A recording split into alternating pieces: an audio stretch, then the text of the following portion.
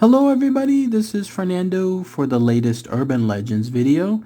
Alright, let's go ahead and let's do another entry here. This one yet again based on a new suggestion. This one marking video number 5 when it comes to this new playlist. So I may just stop this Urban Legends one at least this go around and then start another playlist. Or who knows, maybe I might just do one more afterwards. We'll see. This one, though, has to do with a strange road, one that has some almost mythical people slash creatures that apparently lurk in the darkness of this road. This is a road that is apparently infamous when it comes to a lot of the locals there. Like, people still talk about this road and its special characteristics after so many years, especially some of you that live nearby this road. Please let me know. I'll definitely be happy to hear what those comments are. But it has to do, and this is where it gets a little unique, it has to do with, in this case, blood albinos. In other words, cannibalistic albinos that apparently roam this particular road or the area from it and are on the hunt anytime someone comes across it. So lots of information to share, including dispelling some of the stuff associated, not just with the name itself, but maybe even with the urban legend. And then again, I'd love to hear what your thoughts are from it too. So let's go ahead and let's talk about that here. They're known officially as the blood albinos of Hicks Road. So here's the information associated with it. So as you see with the title, Hicks Roads, it's essentially a location found there in San Jose. If you go to that spot there, it's a road, almost like a dirt road, but not really like it's a driven road, but at the same time it's not. So it's not really, let's say, as fancy as a new road, but it's definitely something that you can still come across. But this is a road that for a good number of decades, in fact, it's been said decades after decades, that this road has something unique to it.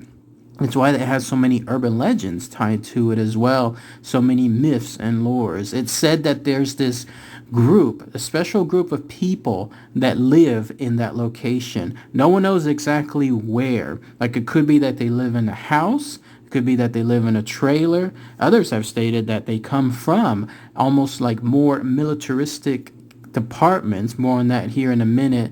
And then also others state that they're just something else completely different, even involving cults, even involving Satanism. But the key characteristic is this: they are considered albinos, meaning they have a very, very distinct pale white look to them. That's the most shocking thing that people state whenever they have these encounters with these people. And again, I'm going to say this up front though, as I mentioned a little earlier, dispelling some things.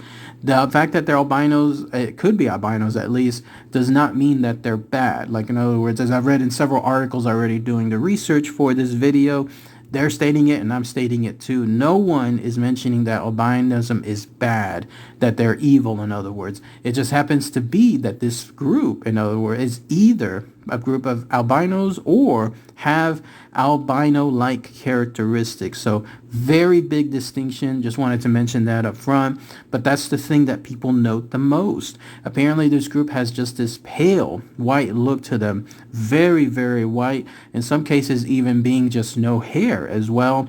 And they have these reddish eyes. And they also have almost like these sharp teeth.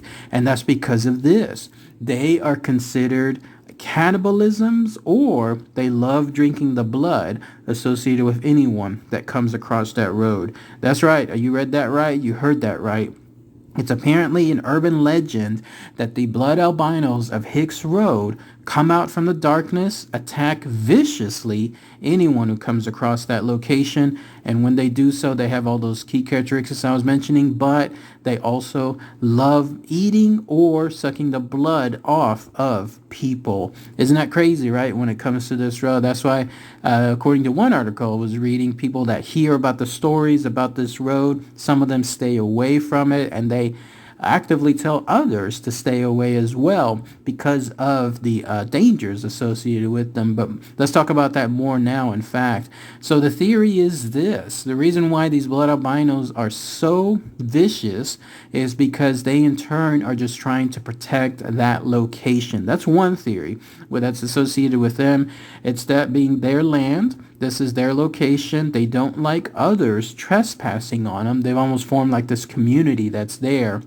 And so when that happens, they attack in a very brutal manner. And again, they'll either start sucking the blood off of people, or they'll start eating them. They'll start attacking them. Even in some cases, it's involving stuff in like a truck, like a giant truck, and in other cases, weapons as well, from shotguns and even to other type of melee weapons too. Those are the stories associated with these blood albinos. You'll be driving down that road, or if you're in a worse situation, walking down that road, and then all of a sudden, they'll come out of nowhere. There they are with their quote-unquote pasty white skin and bloodshot eyes, and there they are suddenly attacking you out of nowhere.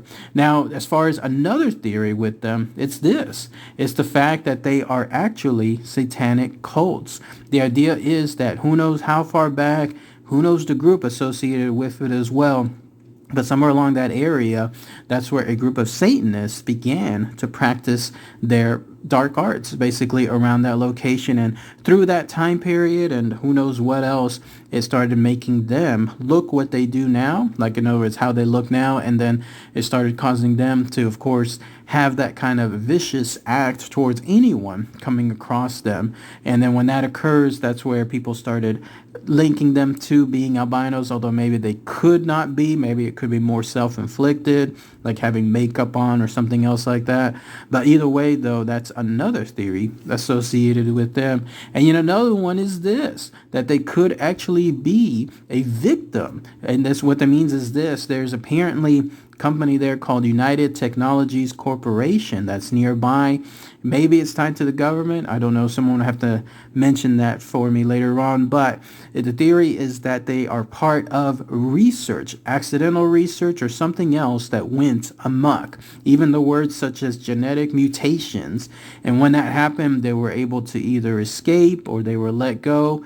Who knows? But then these group of victims, and then the way they look like now, the way they were modified, eventually went to that location, settled into that mountain-like area, and then that's where they start attacking people if anyone comes across them. So yet again, that's yet another theory. And then finally, the fourth theory is that they're just an ordinary group of people, somebody that apparently come from Swedish times. They live there for who knows how long, but they have a natural trait, like when it comes to their skin being very, very white, but they too are very territorial, very protective of their territory. And so when that happens, anyone that comes across, that's when they start attacking. In this case, not necessarily going the full cannibalism route, but still at least attacking in a very harmful manner to make sure that anybody that's in there can get out as quickly as possible. There are multiple encounters with these albino people there too, these blood albinos. I was reading some of them. I might do another video on this involving more about personal experiences. You know how I mentioned those in some of my past videos. So who knows, I might just do that as well. But that's pretty much it. That's all the information associated with it. The blood albino of, in this case, Hicks Road. If anyone has any more info on the local level, please post those comments as well. I'd love to hear what that is. Do have caution though, if you plan on, let's say, visiting this road. I would recommend against it just because of so many stories that I found associated with it. There's the theory that where there's smoke, there's fire, right? So the notion that maybe if there was one or two experiences, okay, but there's a lot of them out there, too many to basically just pass off. So if you're going to go visit that road, just please be careful. I caution against it again at the same time. But either way, I'd love to hear what any other locals there's also just this eerie lore associated with that road too. It just has almost like an unnatural state to it. So who knows if it's tied to something else. All right, everybody. Thanks again as always. Take care. Bye.